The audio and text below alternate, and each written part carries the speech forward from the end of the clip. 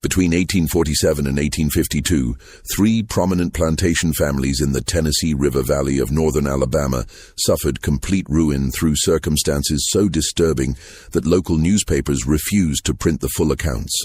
23 people died across these estates, some from fever, others from accidents that defied explanation, and several under conditions the county coroner described only as unnatural cessation of vital functions.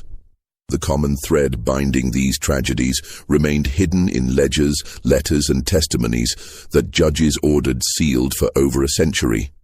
At the center of every catastrophe stood one woman whose name appeared in ownership papers, household inventories, and eventually criminal proceedings, yet whose true story was deliberately obscured by families desperate to protect their reputations and a legal system unwilling to confront what her existence revealed about the foundations of Southern society. Before we continue with the story of Rachel, a woman whose intelligence and determination would expose the darkest contradictions of antebellum Alabama, I want to invite you to join our community of truth seekers. Subscribe to Liturgy of Fear and hit that notification bell so you never miss these hidden chapters of American history. And please leave a comment telling us what state or city you're listening from. We love knowing where our audience connects with these forgotten stories. Now let's discover what really happened in those plantation houses along the river. What began as a routine estate transaction in the spring of 1847 would set in motion a sequence of events that three families tried desperately to stop, even as they found themselves powerless against forces they themselves had created. Limestone County in northern Alabama had prospered through the 1840s on cotton cultivation, with the Tennessee River providing convenient transport to markets in New Orleans. Three families dominated the social landscape of the county's eastern townships. The Rutledge family owned Fairmont, a 2,400-acre plantation worked by 87 enslaved people. Samuel Rutledge had arrived from South Carolina in 1838 with family money and connections to the state legislature. His wife, Catherine, came from Virginia with pretensions to aristocracy. Their household included 3 children, 2 sons at university and a daughter, Lydia, 19 years old, and attracting attention from neighboring planters' sons. 5 miles upriver, James Haverhill maintained Riverside, a slightly smaller but more modern establishment. He was 43, served as county magistrate, and had political ambitions that required careful management of his reputation. His wife Margaret was 10 years younger, and they had 4 children. The third family, the Crenshaw household at Oak Ridge, operated with less pretense but greater efficiency. Daniel Crenshaw, a widower of 51, ran his 1,800 acres with meticulous attention to profit margins. His 3 children were grown, and his household focused entirely on agricultural production. In April 1847, Samuel Rutledge traveled to Mobile and stopped at an estate sale. Among the items being liquidated were 37 enslaved people. One caught his attention. A woman listed as Rachel, approximately 24 years old, described as house-trained, literate, accomplished in needlework and music, fluent in French and English. The listing noted her sale was by special decree and included an unusual stipulation that the purchaser must take her at least 100 miles from Mobile. The price was remarkably low, $400, when skilled house servants typically commanded $100-200 or more. Rutledge's interest was practical. His wife needed someone capable of training their daughter in social accomplishments. A French-speaking, educated servant would address that need while serving as a status symbol. The low price and distance requirement suggested complications, but the auction agent assured him it was merely an estate technicality. Rutledge purchased Rachel and arranged transport to Limestone County. When she arrived at Fairmont 3 weeks later, Catherine expressed satisfaction. Rachel was tall, light brown skin, and carried herself with unusual composure. She spoke with appropriate deference and demonstrated immediate competence. Catherine assigned her to work with Lydia, teaching French conversation and needlework refinement. For 6 weeks, everything proceeded smoothly. Rachel proved exactly as advertised: quiet, efficient, remarkably skilled at managing household dynamics. But by June, changes appeared. Lydia Rutledge began spending excessive time with Rachel, often whispering and falling silent when others approached. The household atmosphere shifted subtly. Conversations became stilted. Servants seemed tense. What no one knew was that Rachel had begun asking careful questions about cotton prices, which planters paid debts promptly, which families had marriageable daughters, which sons gambled or drank. Each question seemed innocent in isolation, but Rachel was assembling a detailed map of power relationships in Limestone County. She observed that Samuel kept a ledger of substantial gambling debts in his study, that he had begun borrowing against future crops at unfavorable rates. She recognized that Catherine's refined manner concealed financial anxiety. Most significantly, she saw that young Lydia possessed a romantic temperament and sheltered understanding of the world, vulnerabilities that could be cultivated. By July, Rachel had become indispensable. Catherine relied on her for social obligations. Samuel appreciated her organizational efficiency. Lydia considered her a confidant. The other servants had accepted her presence. On July 14, 1847, Samuel sat in his study reviewing accounts, showing his financial situation deteriorating faster than he'd admitted to anyone. Rachel entered to bring coffee, and as she turned to leave, she paused. "Sir, if I may be so bold, I overheard you mention the Haverhill family at dinner. I served in a household in Mobile that had business dealings with Mr. Haverhill's brother. There are matters concerning that family's finances that you might find valuable to know." Samuel looked up sharply, then gestured to the chair across from his desk. Rachel sat and began speaking about Haverhill's business affairs, specific details about failed speculations, concealed debts, partnerships with questionable men. She presented these facts without emotion, like reciting inventory. Samuel should have questioned how a house servant possessed such intelligence. He didn't. The information was too valuable, his desperation too acute. Over the next hour, her answers were consistently specific and verifiable. By the time she left, Samuel had decided to use Rachel's information to force Haverhill into a business arrangement that would solve his financial crisis. What he didn't understand was that he had just made himself dependent on a woman who had spent 8 years methodically destroying the 3 families who owned her before the Rutledges, and who had been sold with a distance requirement because authorities in Mobile finally recognized the pattern but lacked legal grounds to do anything except force her removal. The storm that broke over Fairmont that night split the oak tree near the main house down the center.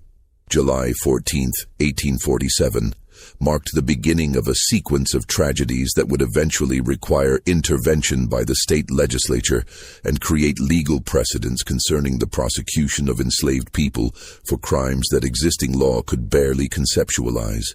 Samuel Rutledge initiated his plan with confidence born of desperation. On July 22nd, he called upon Haverhill under pretense of discussing equipment investments. After formalities, Rutledge mentioned disturbing rumors about land speculations Haverhill had undertaken in 1845, including specific details that made clear his knowledge was precise. Haverhill's hands tightened on his chair. The information was accurate, and concerned matters he'd assured everyone had concluded without loss. If word spread that he'd acted dishonorably, his magistrate position would become untenable. Rutledge proposed a cotton factoring partnership with terms that would be mutually protective of both our interests and reputations. It was extortion, dressed as commerce. Haverhill understood immediately. After 30 minutes maintaining friendly pretense, they reached agreement. Haverhill would invest $3,000, solving Rutledge's debt crisis, and Rutledge would advocate for Haverhill's political aspirations. Rutledge left convinced he'd secured his family's future. He didn't question how Rachel obtained the information. Rachel received news of his success with quiet satisfaction, not mentioning that the intelligence came from entirely different sources. Months of careful listening among enslaved people who moved between plantations carrying news white families never imagined reached beyond their households. The other servants noticed Rachel's elevated position. The cook, Bess, watched with unease. "That woman ain't right," she told others. I seen this before down in Mobile. Had a cousin worked for a French family there, told me about a woman like her. Said 3 families broke apart, people died, and nobody could prove nothing. The others dismissed Bess's concerns. Rachel had done nothing wrong. She'd simply earned the master's trust. What they didn't know was that Rachel had begun the second phase, involving young Lydia Rutledge. Throughout August, Rachel continued lessons with Lydia, but subtly introduced new topics. She spoke about limitations placed on women in Southern society, about injustices of a system treating both enslaved people and planter-class women as property to be managed by men. She described parallels between a slave who could be sold and a daughter who could be married off to settle debts. Lydia had never heard such talk. Rachel's words articulated feelings Lydia experienced but never voiced. Resentment at having no control over her future. Frustration at being valued for marriageability. "Your father is negotiating your future like a business transaction," Rachel told her one afternoon. "He has decided you will marry the Crenshaw boy to secure a partnership. Have you been consulted?" "How do you know this?" Lydia whispered. "I see the letters in your father's study. The Crenshaw boy drinks too much and has gambling debts. But your father needs the capital, so your preferences don't matter." This wasn't entirely accurate. No firm arrangements existed, but Rachel presented speculation as fact, knowing Lydia couldn't distinguish between them. "I don't love Thomas Crenshaw," Lydia said. "Love is not a consideration in these arrangements. You are inventory, Miss Lydia. Valuable inventory, but inventory nonetheless. In that regard, we are not so different, you and I." Over following weeks, Rachel built Lydia's sense of injustice while offering sympathetic understanding. She encouraged journal keeping, suggested Lydia had rights transcending her father's authority, painted pictures of women making their own choices. What Rachel was doing was creating ideological justification for rebellion, preparing ground for actions that would shatter the Rutledge family. By September, Samuel's arrangement with Haverhill showed strain. The factoring scheme required more capital than projected, and Haverhill's resentment made him uncooperative. Rachel approached Samuel with new intelligence. Haverhill was speaking privately about Samuel's gambling debts and questionable practices. "He means to ruin you, sir," Rachel said with concern. "He seeks ways to damage your reputation so he might withdraw without appearing dishonorable." Samuel's rage was immediate. He confronted Haverhill publicly at the Agricultural Society meeting. The confrontation became scandal, 2 prominent citizens descending into open warfare. Rachel had achieved exactly what she intended, conflict that would consume both families while she continued work with Lydia. On September 18, 1847, Lydia disappeared from Fairmont. She left a note about rejecting her father's plans and seeking a life of her own choosing. The note contained phrases Catherine immediately recognized as foreign to Lydia's voice, language about natural rights and female autonomy. The plantation erupted into chaos. Samuel organized searches. Catherine collapsed with nervous exhaustion. Every enslaved person was questioned, some beaten. Rachel expressed appropriate shock and grief, claiming no knowledge of Lydia's plans. She appeared genuinely distressed, weeping convincingly. The search continued 3 weeks. Notices appeared in newspapers. Rewards were offered. Haverhill spread rumors that Rutledge's poor household management had allowed his daughter to be corrupted by dangerous ideas. The truth was darker. Lydia hadn't left entirely of her own accord. Rachel had spent months preparing her psychologically, then arranged her departure through contacts in the clandestine network of free blacks and escaped slaves. Lydia believed she was asserting independence. In reality, she'd been manipulated into an action that would destroy her family's standing while achieving Rachel's objective. Chaos that would blind the Rutledges to broader developments. Because while they searched desperately, Rachel had begun cultivating her next target. She'd met Daniel Crenshaw at an August social event and impressed him with intelligence and bearing. Crenshaw, whose household lacked female presence, found himself drawn to acquiring a servant of Rachel's accomplishments. In late September, he approached Samuel with an offer to purchase her. Samuel, desperate for capital to fund the search and increasingly paranoid, agreed to the sale. Rachel was transferred to Oak Ridge for $900, more than twice what Samuel paid, representing significant profit when he desperately needed funds. Rachel departed Fairmont on October 3, 1847. Behind her, she left a family in ruins. Lydia missing, Samuel's arrangements collapsing, Catherine's health broken, the household's reputation destroyed. Bess stood at the kitchen door and made the sign against evil. "Lord, have mercy on the Crenshaw family," she whispered. "That woman carries destruction like a plague." She wasn't wrong. Rachel had already begun her work at Oak Ridge, and Daniel Crenshaw, who prided himself on practical sense and immunity to female manipulation, had no idea he'd just purchased the instrument of his own destruction. The October rains came early that year, isolating the plantations from each other. In that isolation, Rachel settled into her new home and began observing the Crenshaw family with the same clinical attention she'd brought to the Rutledges. She had destroyed one family. 2 more remained, and the most devastating phase had not yet begun. Daniel Crenshaw's Oak Ridge operated with austere efficiency. Since his wife's 1842 death, he'd stripped away social pretensions and focused on agricultural production and profit. His 3 children, Margaret, 23, William, 21, and Samuel, 19, had been raised with emphasis on practical skills and business acumen. Rachel recognized immediately that Oak Ridge presented different challenges. Daniel wasn't easily manipulated by refined accomplishments or feminine charm. He valued practical competence. His children, particularly Margaret, were better educated and more observant than Lydia Rutledge. Rachel adapted.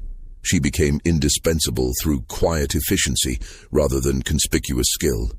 She managed accounts with meticulous accuracy, identified expense reductions, demonstrated understanding of agricultural economics.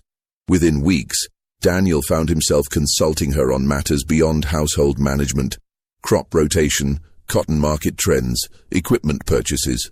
This troubled Margaret, who'd managed the household since her mother's death and resented displacement by a new servant. Margaret was intelligent and practical like her father, but she also possessed something others lacked: suspicion of Rachel's too perfect competence. "Father, do you not find it strange," Margaret said one November evening, "that this woman possesses education far exceeding what one would expect from someone sold at such low price?" The Rutledge catastrophe began shortly after they acquired her. Perhaps that is coincidence, but perhaps not. Daniel dismissed his daughter's concerns. The Rutledge catastrophe resulted from Samuel's poor business practices. "Rachel has been nothing but an asset. I'll not indulge in female hysteria about coincidences." Margaret said nothing further but began watching Rachel closely. She noticed small things: how Rachel's eyes tracked conversations, the subtle questions she asked field workers, the careful attention to correspondence and visitors. Margaret couldn't identify anything specifically wrong, but she developed growing conviction that Rachel was studying the family for purposes having nothing to do with household management. What Margaret couldn't know was that Rachel's strategy for this family required more patience and different techniques. Daniel couldn't be manipulated through social insecurities because he had none. His children couldn't be turned through emotional vulnerability because they'd been raised to value reason over sentiment. Rachel needed to identify genuine weaknesses, not create them. She found what she needed by early December in the plantation's financial records. Daniel had been borrowing small amounts regularly, not large sums, but patterns suggesting ongoing financial pressure, despite apparent profitability. He was paying interest at rates that would become unsustainable within 2 years. Rachel recognized the pattern. Crenshaw was investing in something beyond cotton operations, something expensive enough to require concealed borrowing. She began investigating with characteristic patience. By late December, she'd identified the answer. Crenshaw was attempting to purchase additional bottomland that would nearly double Oak Ridge's size, but required capital he didn't possess. He was gambling that cotton prices would remain strong long enough to pay off debt before it consumed his existing holdings. This was valuable intelligence, But Rachel didn't act immediately. She needed more than knowledge of Daniel's financial situation. She needed leverage for creating specific chaos. That leverage appeared in January 1848 in the form of James Haverhill. Rutledge's business collapse had left Haverhill exposed to his own creditors. The coerced partnership had failed spectacularly, and Haverhill needed new capital. He knew Daniel Crenshaw was the most financially stable planter in the county, and in mid-January, he approached with a factoring partnership proposal. Rachel was present when Haverhill visited, serving refreshments and appearing inattentive. But she listened carefully, and what she heard gave her exactly what she needed. Haverhill was desperate enough to offer extremely favorable terms, and Crenshaw was considering it because it would provide capital flow for his land purchase without revealing his overextension. After Haverhill departed, Rachel found opportunity to speak privately with Daniel. She expressed concern about Haverhill's reputation. "Sir, I don't presume to involve myself, but when I served at Fairmont, I learned that Mr. Haverhill destroyed Mr. Rutledge through deliberate manipulation and false dealing. The partnership became a trap that ruined the Rutledge family." This was complete reversal of the story she'd told Samuel 6 months earlier. The contradiction didn't matter because the two men couldn't compare notes. They were consumed by mutual hatred Rachel helped cultivate. Daniel listened with interest. Over following days, Rachel continued feeding his suspicions with carefully placed comments. She never pushed too hard, but steadily built a case that partnering with Haverhill would be dangerous. Daniel ultimately rejected Haverhill's proposal.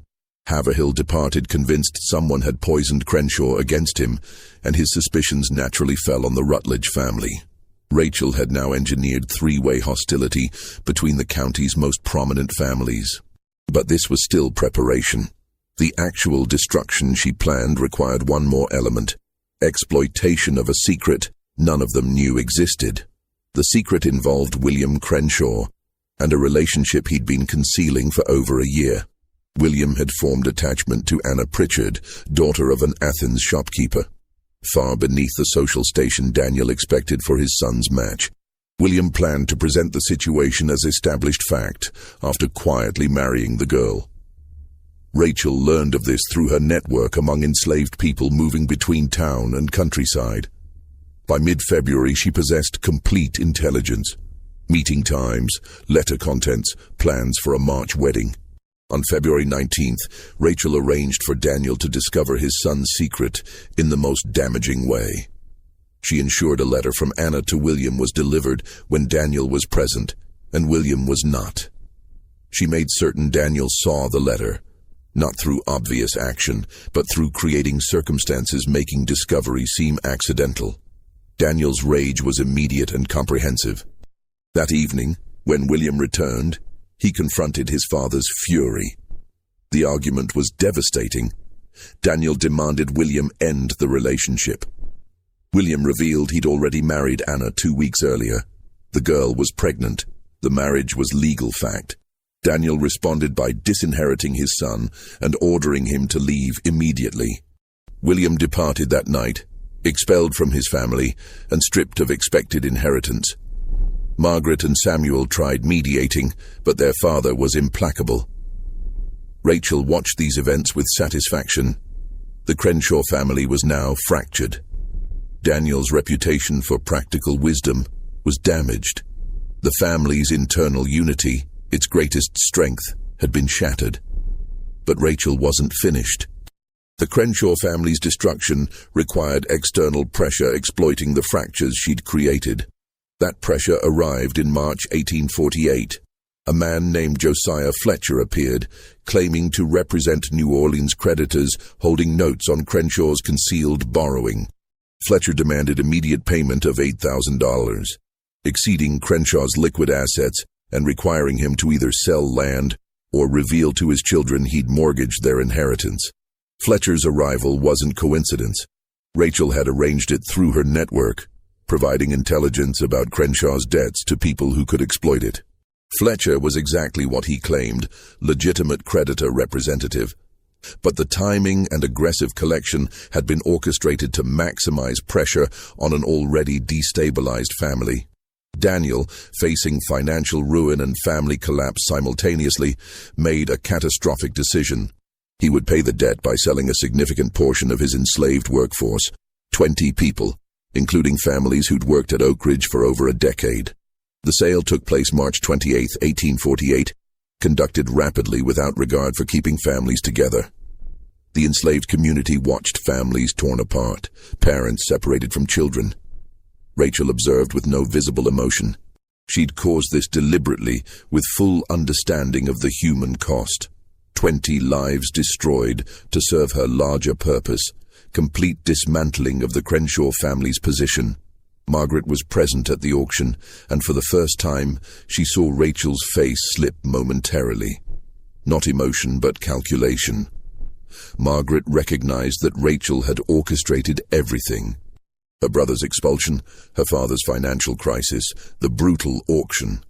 That evening, Margaret confronted Rachel directly. "You did this. My father's troubles, William's exposure, all of it. You arranged it somehow." Rachel met her gaze without flinching. "Miss Margaret, I'm a piece of property. I have no power to arrange anything. Your family's troubles come from your father's decisions and your brother's deceptions.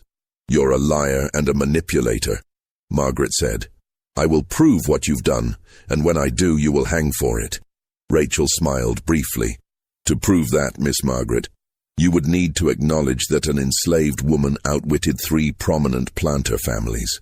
You would need to admit your father was manipulated by his property. You would need to reveal to the entire county that you were destroyed by a woman you claim has no power.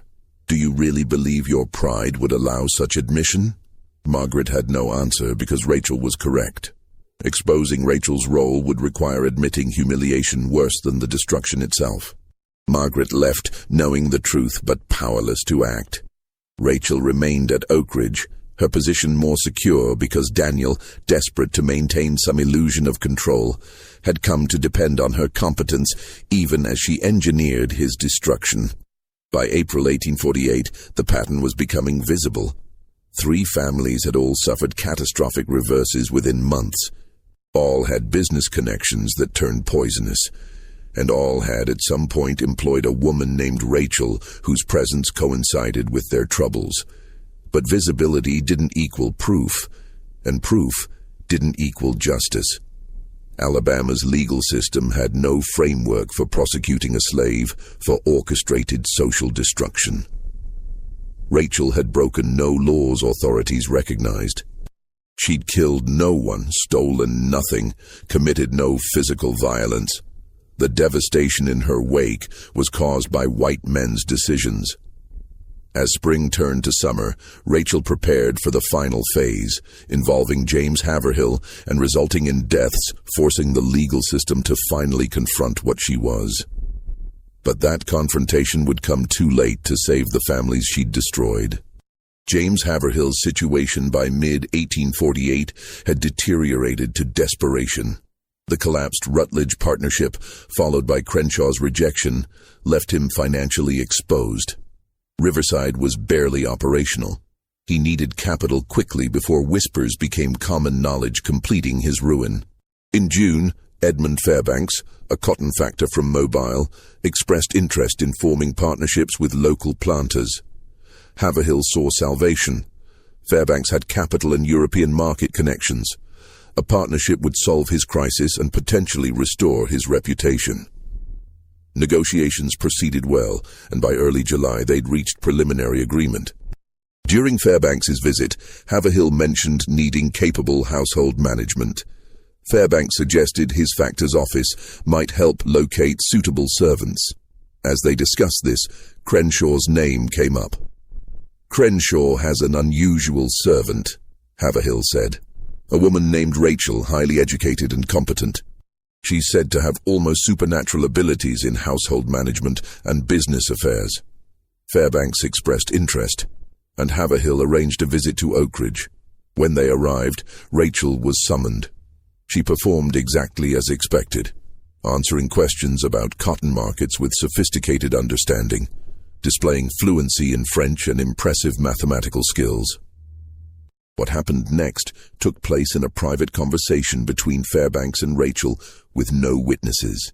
According to Fairbanks's later testimony, Rachel requested a few minutes on a delicate business matter. She revealed details about Haverhill's financial situation far beyond what he'd disclosed. The full extent of debts, weakness of collateral, and information suggesting he'd systematically defrauded previous partners. She spoke like a lawyer presenting a case, Fairbanks later told investigators. She had specific facts, dates, amounts. She told me Haverhill was trying to trap me in a partnership, making me responsible for his debts while he extracted my capital. She said she was telling me this because she recognized I was an honest businessman being deceived. Fairbanks, shaken, demanded Haverhill provide documentation refuting Rachel's claims.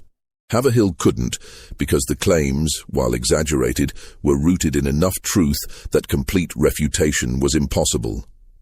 The partnership collapsed immediately. Word soon spread that James Haverhill was a man to avoid.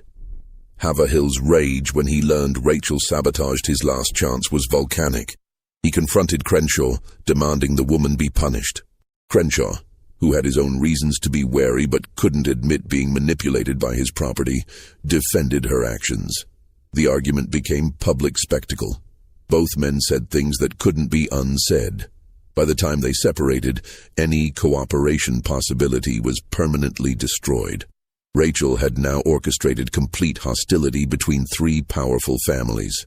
But she'd also drawn direct attention to herself as an actor rather than peripheral presence. Margaret Crenshaw's suspicions were now shared by others. Haverhill began making inquiries about Rachel's history, tracing her previous ownership back to Mobile. What he discovered was disturbing. Rachel had been owned by French Creole planter Louis Delacroix, but circumstances of that ownership were wrapped in rumors and sealed legal proceedings. Haverhill learned Delacroix's family had been destroyed by business failures and personal tragedies between 1843 and 1846. Before Delacroix, Rachel had been owned by the Beaumont merchant family, which also suffered catastrophic losses. Before the Beaumonts, records showed ownership by the Robichaud plantation family in southern Louisiana, ruined by events in the early 1840s. The pattern was clear. Every family owning Rachel suffered complete destruction within 2 to 3 years. Haverhill brought this to County Sheriff Thomas Yarborough, demanding investigation. Yarborough listened and was troubled but faced immediate legal difficulties. "Mr. Haverhill, what exactly are you accusing this woman of? She hasn't stolen anything, poisoned anyone, physically harmed anyone. You're describing business failures and family troubles that happened to people who owned her. That's not a crime under any law I know." "She orchestrates disasters," Haverhill insisted. "She studies families, identifies weaknesses, then deliberately causes their destruction through manipulation and damaging intelligence. Even if I could prove that, which I can't, there's no statute making such behavior criminal. You're asking me to prosecute a piece of property for being smarter than the white men who owned her." This was the fundamental legal problem that would plague all subsequent attempts to address Rachel's actions. The law recognized slaves as property without agency. It could punish physical crimes, but had no framework for addressing sophisticated psychological manipulation. Frustrated, Haverhill took a different approach. In August 1848, he offered to purchase Rachel from Crenshaw for $2,500, a substantial sum indicating his obsession with controlling or destroying her. Crenshaw refused. Haverhill then attempted to have Rachel forcibly seized on grounds she was dangerous property threatening public safety. He presented a petition signed by himself and several planters, requesting the court order Rachel's removal from Limestone County. Judge Horace Pemberton reviewed and denied it on grounds no specific crimes or threats could be documented. "Gentlemen," Judge Pemberton said, "you are essentially asking me to banish a slave because she is intelligent and because families who owned her made poor business decisions. If intelligence in slaves is grounds for removal, we would need to banish half the skilled workers in this county." This legal defeat pushed Haverhill toward catastrophic actions.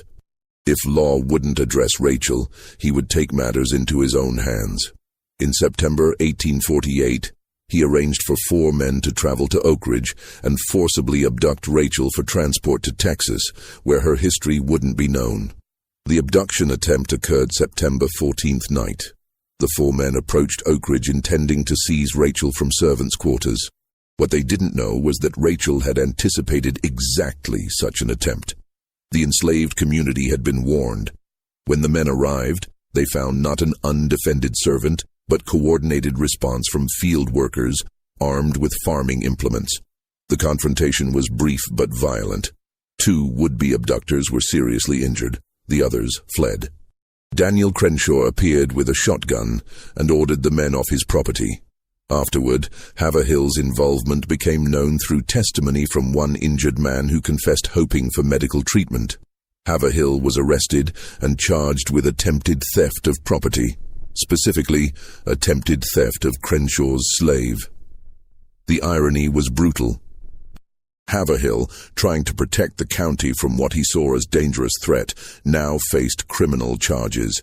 Rachel, who'd orchestrated much chaos, was legally the victim. But Rachel wasn't content with this outcome. The abduction attempt had given her an opportunity she'd been waiting for. Because what no one understood yet was that Rachel had deliberately provoked Haverhill into attempting the abduction, had ensured it would fail, leaving him criminally exposed, and had positioned herself to complete the destruction of all 3 families in a final sequence beginning in October 1848. The mechanism involved something growing in the background. Genuine affection between herself and Samuel Crenshaw, Daniel's youngest son. Samuel was 19, idealistic, and unlike his father or siblings, he'd come to see Rachel not as property, but as a person of remarkable intellect trapped in an unjust system. Over months, Rachel had cultivated this sympathy, encouraging Samuel's nascent doubts about slavery while presenting herself as a tragic figure deserving freedom. Samuel was falling in love with Rachel, and she knew it. She'd encouraged his affection carefully, never crossing boundaries, triggering his father's intervention, but building emotional attachment she could exploit when the time came. That time arrived in late October when she told Samuel that Haverhill's associates were planning another abduction attempt, this time intending to kill her to prevent testimony in Haverhill's trial. This was a lie. No such plan existed, but Samuel believed it. Rachel told him the only way she could be safe was if she were free and far from Alabama. She suggested that if someone helped her escape to a free state, she could build a new life where her intelligence would be valued rather than feared. Samuel, driven by love and idealism, agreed to help. He began making arrangements to transport Rachel north through anti-slavery sympathizers. He gathered supplies, planned routes, prepared to accompany her. He was committing crimes, theft of his father's property, conspiracy to violate fugitive slave laws, but he justified these through love and moral conviction. Rachel allowed these preparations to proceed exactly to the point she desired. Then, on November 3rd, 1848, she betrayed Samuel completely. She informed Daniel of his son's plans, presenting herself as a loyal servant who'd uncovered a plot that would destroy the family's remaining honor. She provided Daniel with letters Samuel had written, forged documents, detailed evidence of his intended crimes. Her betrayal was thorough and devastating. Daniel confronted Samuel that evening. The younger man confessed everything: his love for Rachel, his moral objections to slavery, his escape plans. He pleaded with his father to free Rachel and allow them to leave Alabama together. Daniel's response was to have Samuel committed to a private asylum near Tuscaloosa, on grounds his son had become mentally unstable. Then, finally recognizing Rachel as the threat Margaret had warned about, Daniel arranged for her immediate sale to a slave trader who would transport her to deep South cotton districts. The sale took place November 8th. Rachel was chained and placed in a coffle with 15 others being transported to Mississippi. As she departed Oak Ridge, she looked back at the Crenshaw family. Daniel, rigid with fury, Margaret vindicated but devastated by her brother's commitment, the enslaved community watching in silence. Rachel spoke one sentence before the wagon carried her away. "Everything I did, you made necessary." For a moment it seemed Rachel's reign had finally ended. She was gone. The families she'd targeted were broken but surviving, and the legal system had found a solution removing the threat without confronting uncomfortable questions. But this wasn't the end, because Rachel had left behind one final mechanism that would trigger in her absence, resulting in deaths that couldn't be dismissed as accidents. Deaths finally forcing Alabama's legal system to acknowledge what she was. Just when we thought we'd seen the full extent of Rachel's capabilities, the horror in Limestone County intensifies. If this story is giving you chills, share this video with a friend who loves dark mysteries, hit that like button to support our content, and don't forget to subscribe to never miss stories like this. Let's discover together what happens next. The first death occurred November 23, 1848, exactly 15 days after Rachel's departure. James Haverhill was found dead in his study at Riverside, apparent victim of self-inflicted gunshot. Circumstances suggested suicide. Haverhill was alone when the shot fired. The weapon was his own pistol, and he'd left a note expressing despair over his impending trial and financial collapse. Margaret Haverhill immediately challenged the suicide explanation. She insisted James would never have taken his own life. She pointed out he'd been working on legal defense strategies and expressed confidence in acquittal days before. The wound placement, shot to right temple from a left-handed man, struck her as suspicious. Most significantly, several financial documents were missing from his study, including papers potentially proving his claims about Crenshaw's business practices. Sheriff Yarborough investigated but found no evidence of another's involvement. The house had been locked from inside, no forced entry was visible, no witnesses reported anyone approaching Riverside that night. Yarborough ruled the death suicide and closed investigation, privately expressing relief that a difficult case was resolved without public trial embarrassing multiple families. Margaret Haverhill refused acceptance.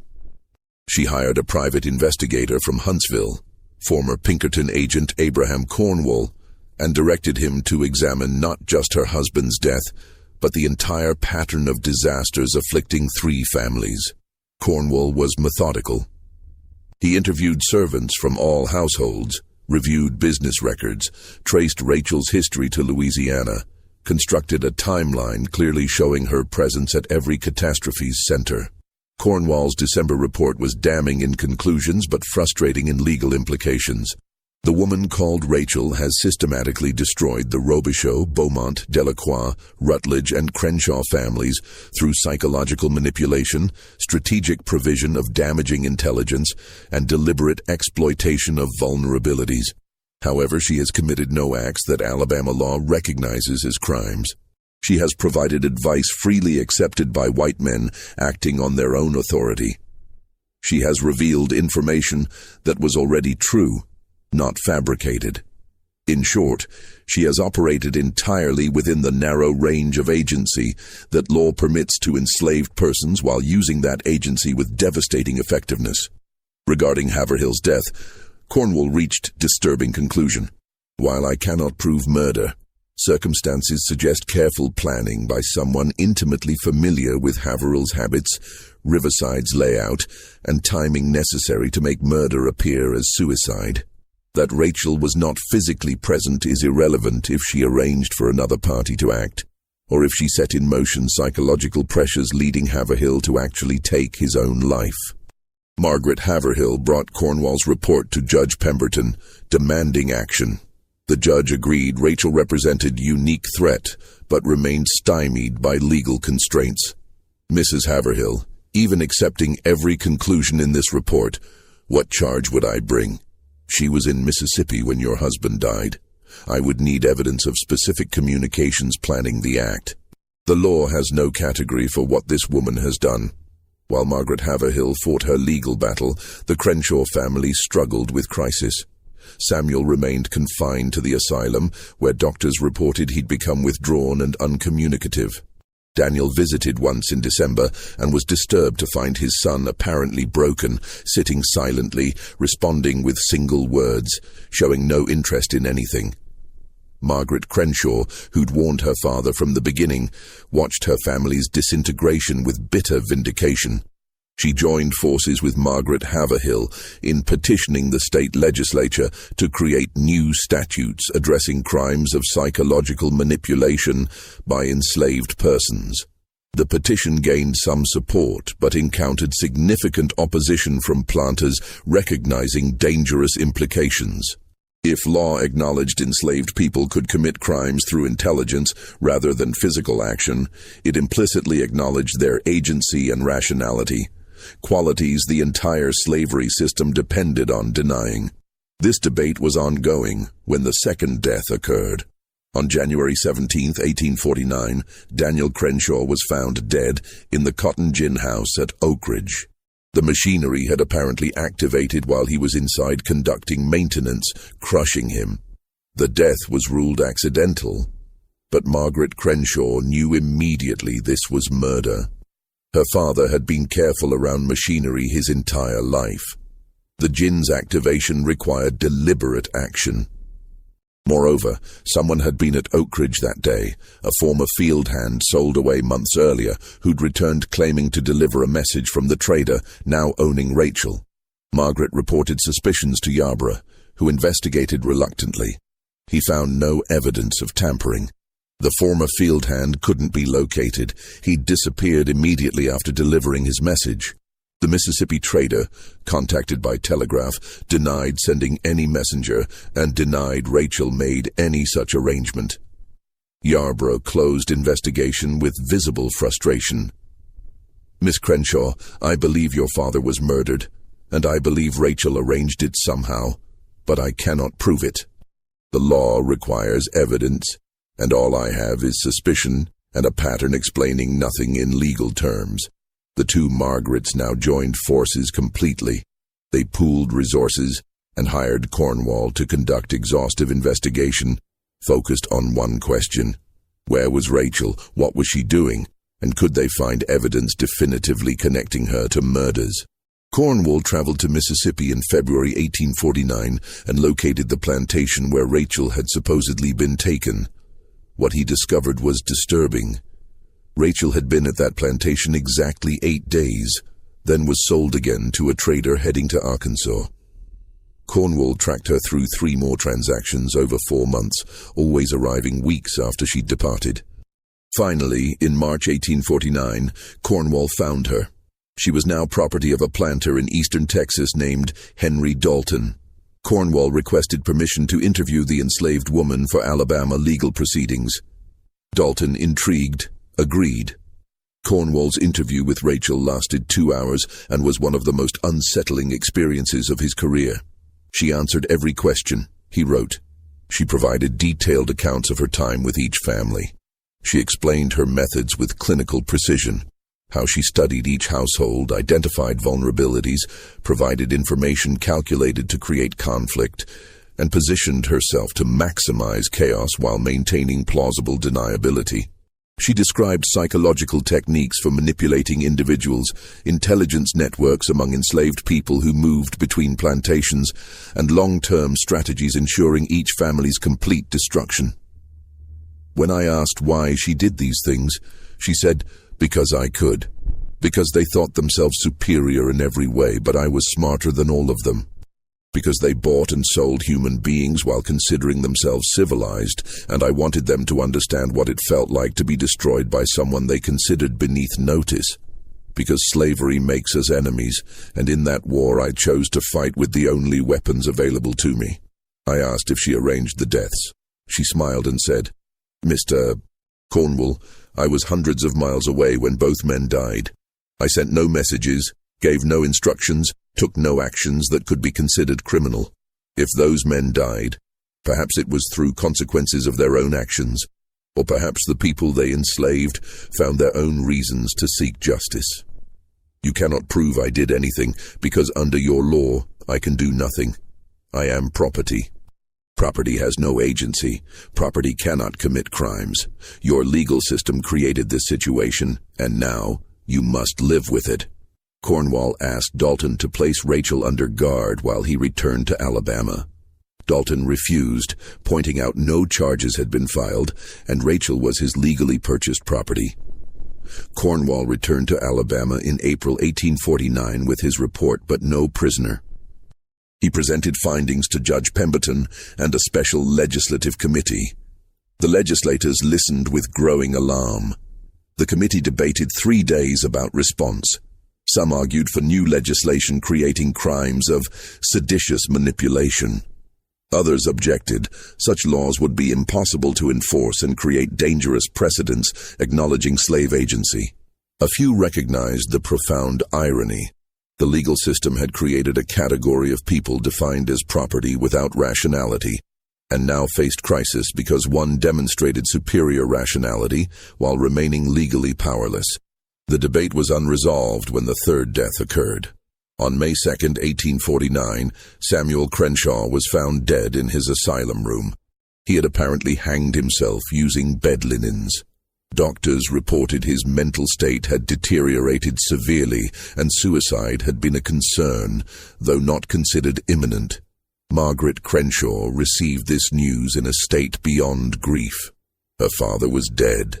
Her brother William was estranged and living in poverty, and now Samuel had taken his own life. The Crenshaw family, one of the most prominent in northern Alabama just 2 years earlier, was effectively destroyed. She knew Rachel was responsible. She couldn't prove it, but she knew. In her grief and rage, Margaret made a decision. She would go to Texas herself, find Rachel, and kill her personally. It was vigilante justice, but it was the only recourse available. Margaret departed for Texas on May 15, 1849, carrying a loaded pistol and determination to end Rachel's reign, even if it meant sacrificing her own life and freedom. What she didn't know was that Rachel was no longer in Texas. She'd been sold again 2 weeks earlier to a planter in Louisiana, and the new owner was connected, through relationships none of the Alabama families could trace, to the original French Creole family in Mobile that had owned Rachel before she began her methodical destruction of southern planter families. Margaret arrived in eastern Texas in early June, after a difficult 3-week journey. She went directly to Dalton's plantation, prepared to confront Rachel. What she found stopped her plans completely. Rachel was gone. Dalton informed her coldly he'd sold the woman to a cotton factor from New Orleans 3 weeks earlier, after discovering she'd been systematically gathering information about his business affairs. Margaret demanded to know where Rachel had been taken.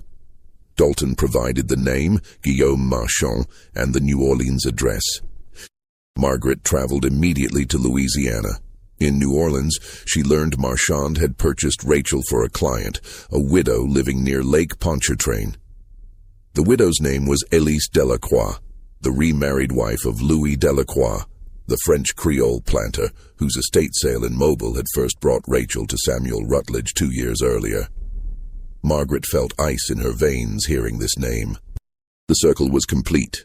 Rachel had returned to the region where her pattern apparently began, purchased by someone connected to her earliest known owners. She traveled to the Delacroix estate on June 24th, arriving unannounced and demanding to see both Elise Delacroix and Rachel. The widow received her in a parlor overlooking the lake and after discussion agreed to summon Rachel.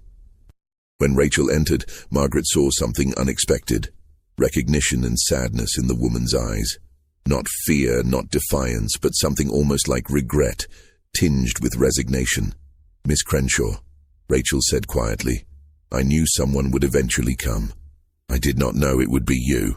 What followed was a conversation lasting nearly 3 hours. Elise remained present throughout, and years later, both women would provide testimony about what was said. Margaret began by demanding to know why Rachel had destroyed her family, orchestrated deaths, ruined lives. Rachel's answer was comprehensive. She spoke for nearly an hour without interruption, laying out a history beginning not with the Robichaud family in Louisiana, but 15 years earlier in Virginia. Rachel had been born free in Richmond, daughter of a free black craftsman and a French woman. She'd been educated by her mother in reading, writing, French, needlework, and music. Her childhood had been comfortable by standards available to free blacks in the South. When Rachel was 16, her father died in a workshop accident. Within months, creditors claimed his estate and seized his property, including, through manufactured documentation, his wife and daughter, claiming they were enslaved people he'd been keeping illegally as free. Rachel's mother died within a year. Rachel found herself property of a Richmond merchant family, transformed from free and educated to enslaved and powerless through mechanisms entirely legal under Virginia law. "I was not born to slavery," Rachel told them. "I was not raised to accept it as natural. I was educated to think, to question, to understand I was a human being with rights and dignity. And then one day, because white men decided they could steal my freedom, I became property. Do you understand what that does to someone? To know you are capable of everything your owners are capable of, that you are likely more intelligent than most of them, but society has decided you are an object to be bought and sold." She described years following: shock of enslavement, rage that had to be concealed, gradual recognition that physical escape was unlikely, but other forms of resistance were possible. She'd been sold several times in Virginia, then transported to Louisiana in 1839. Each sale taught her more about plantation families, their vulnerabilities, how their vices and fears could be turned against them. "I decided that if I could not be free, I would at least make them pay. I would show them that the people they considered property were capable of destroying them completely. I would prove their assumptions of superiority were delusions, and that their power came not from inherent worth, but from legal structures that could not protect them from someone who understood those structures better than they did." She described her methods: observing families for months, learning secrets, identifying weaknesses, mapping relationships sustaining their power. She'd cultivate information sources among other enslaved people, building networks extending across plantations. She'd position herself as indispensable through genuine competence, ensuring owners came to trust her. Then she'd begin destruction, sometimes providing accurate intelligence to the right people at the right time, turning allies into enemies, sometimes encouraging vulnerable individuals towards self-destructive actions, sometimes requiring patience, planting seeds that would grow over months before bearing poisonous fruit, always maintaining plausible deniability, ensuring nothing could be traced back to her in ways the legal system would recognize as criminal. "The beauty of it," Rachel said with something like pride, "was that I never had to lie. Everything I told each family was true. I simply chose which truths to reveal and when. Samuel Rutledge's gambling debts were real. James Haverhill's business betrayals were real. Daniel Crenshaw's financial overextension was real. I did not create their weaknesses. I simply exploited them with strategic precision." Margaret interrupted, voice shaking. "And the deaths? My father, James Haverhill, my brother Samuel, were those also just strategic exploitation?" Rachel was silent before answering. "Your father's death was not my direct action, but it was my design. I arranged for information to reach certain people who had their own reasons to want him dead, debts he had not paid, promises he had broken. I ensured his movements were predictable and the gin house would be unguarded at a particular time. Someone acted on that information. I do not know who. Haverhill was similar. I never instructed anyone to kill him, but I ensured his despair was complete, that he saw no path forward, and that certain individuals knew he possessed documents threatening them. Whether he killed himself or was killed by another, the outcome was what I intended. Your brother." Rachel's voice softened. "Samuel was different. I did not intend his death. I broke him emotionally to protect myself from his foolish rescue attempt, but I did not mean for him to die. That was regrettable." The word regrettable sent Margaret into fury. She pulled the pistol from her traveling bag, aiming it at Rachel, demanding Elise leave the room so justice could be done. Neither woman moved. Rachel looked at Margaret with steady eyes. "You will not shoot me, Miss Crenshaw, because if you do, you will never know the rest of the story, and you will never understand why Madame Delacroix purchased me specifically to hear my confession." Margaret kept the pistol trained but demanded explanation. Elise provided it. "My first husband, Louis Delacroix, was destroyed by this woman's actions between 1843 and 1846, Elise said quietly. "His business failed, his health collapsed, and he died believing himself cursed. When I learned she was being sold through New Orleans, I arranged to purchase her through my factor. I brought her here not to continue exploiting her labor, but to hear the full account of her actions. She has spent the past 3 weeks writing a confession, not a legal confession, but complete documentation of her methods, her philosophy, and her justification." Elise crossed to a desk and retrieved thick papers, perhaps 80 pages covered in neat handwriting. "This document is extraordinary, Miss Crenshaw. It is meticulous account of how an enslaved woman systematically destroyed 6 prominent Southern families over a decade. It is also devastating critique of slavery from someone who experienced both freedom and bondage, who possesses education equal to any scholar, and who used those gifts to wage war against the system that enslaved her." Margaret lowered her pistol slightly. "Why would you want such a document?" "Because I needed to understand," Elise said. "My husband was not cruel by our society's standards, yet this woman destroyed him. I needed to know whether he deserved it, whether there was moral logic to her revenge, or whether she was simply a destroyer who enjoyed causing pain." "And what did you conclude?" Elise looked at Rachel.